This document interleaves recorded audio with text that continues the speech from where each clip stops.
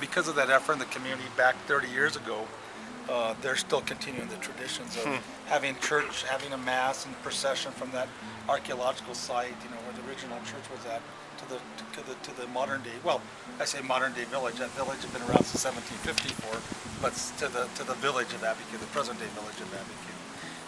Now, did you find anything at the archaeological site that inspired you specifically to? You didn't find an old retablo or santos? I wished. All I saw was the documents describing what was there. Okay. And I used my imagination. But some still existed, right? Yes, some of those old pieces still exist, and they've been curated by families. And there's a couple pieces in the church, and the Penitente Moradas have a bunch of old pieces. But the descriptions of the pieces that were in Santa Rosa, those pieces are gone. So in my own imagination, I thought, okay, if they were being made in New Mexico, what would they look like? And what you look at is you look at existing pieces and think, okay, there had to be only 2 or 3 guys doing these. This is what it looked like. So I started making Santos, and here we are. Here we are 30 some years later. Now, interesting kind of parallel tie-in question, do you still do any archaeological work? In fact, I was out in the field yesterday, so I'm covered with mosquito bites. I do a lot of consultant work with archaeologists still. Even though my life as an artist, I still am very fascinated with New Mexican archaeology. And your doctorate is in anthropology and archaeology. My doctorate was based upon the research in Abiquiu. I also started seeing things that really confused me.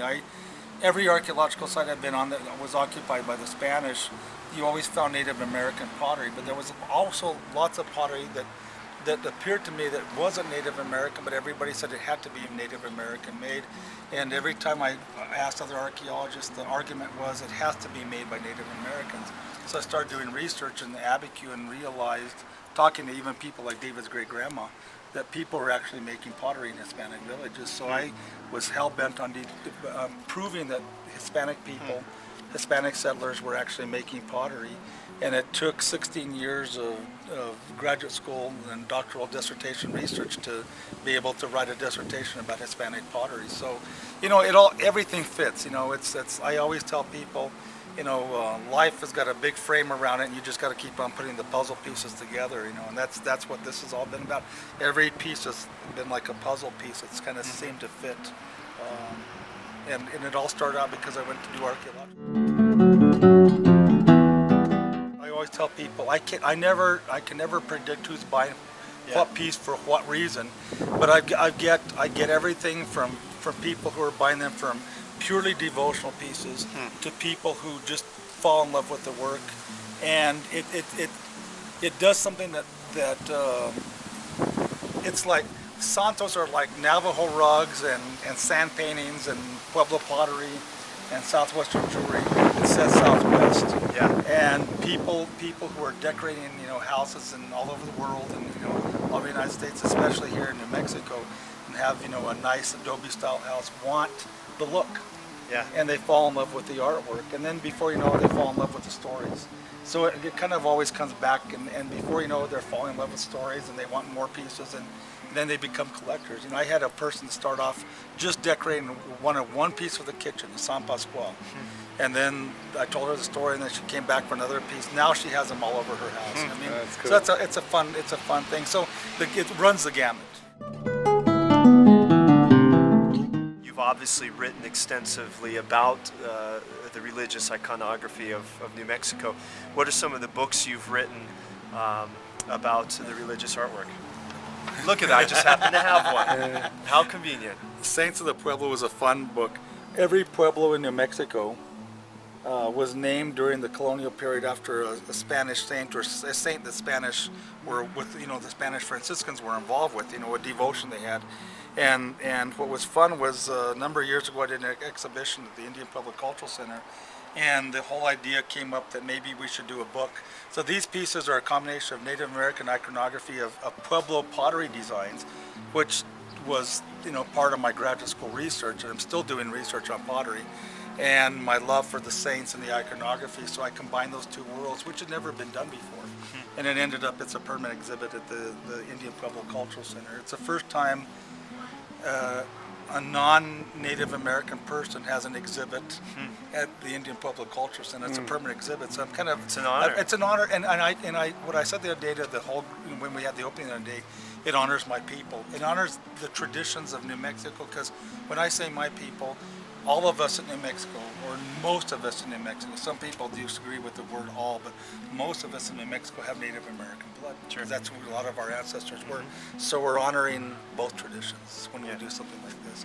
But this is, I've done this book. I've just finished a book. I finished illustrations for another book called The Shoes of the Santo Niño. I've done the book on pottery. I'm working on, I just finished a book 2 years ago on big major book on retablos. I don't know if you've seen that, the Denny Lyons book. It's called The Century of Retablos. It's a big academic style coffee table book with 100 plus full color illustration, well, not illustration, but pictures, photographs of historic New Mexican retablos. That book took me 12 years to put together. 12 years of research. So it's a lifetime. This is what you see in there is, people say, how long does it take to paint a retablo? And I tell people, a lifetime.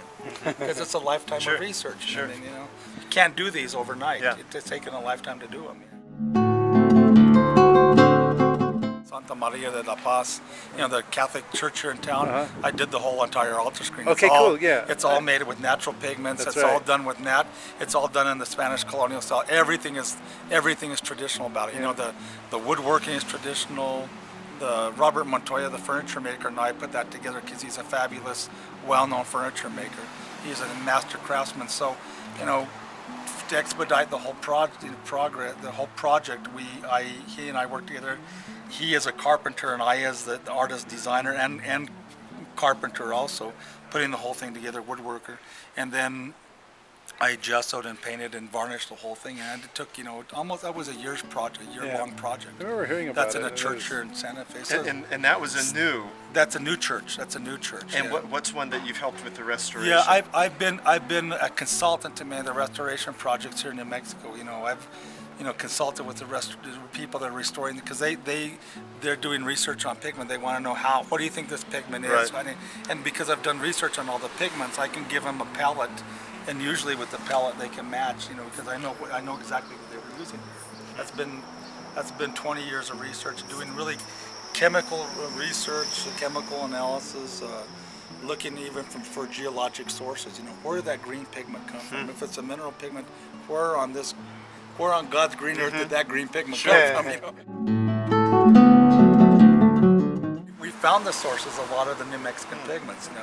But it's taken years and years and years to locate those things. But you can locate it by process of elimination. If that green has got to be a copper-bearing mineral, where does copper-bearing minerals exist? And then if the way I found this one, for instance, one color, was because I'm trained as an anthropologist. I saw a lot of Native American from the pueblos, especially the pueblos near Albuquerque.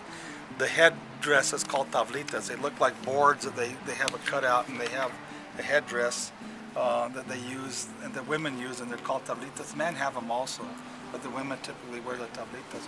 And I kept seeing on the Rio Grande Pueblo, San Felipe, Santa Ana, they're close to Albuquerque, a green pigment on those things that looked identical to a green pigment I kept seeing some of Santeros use. So I figured it's got to be something local to that area. Those beside the road by Placitas, New Mexico, which is right by Albuquerque, and there's a band of green clay sticking out. If you wanted to go check it out, guess what it was? It was exactly the thing we're looking for. Kidding. So so it's letting people know what you're doing, and people kind of keeping their eyes out. So now we call that Santiago green. Whenever I give it to people and people say what color that is, I don't say it's Santa Ana or San Felipe, Tablita green. It's Santiago green. That's cool. And Santiago is a saint name also. Yeah. So That's it's funny. cool. It's all part. Great. It's one of those puzzle pieces.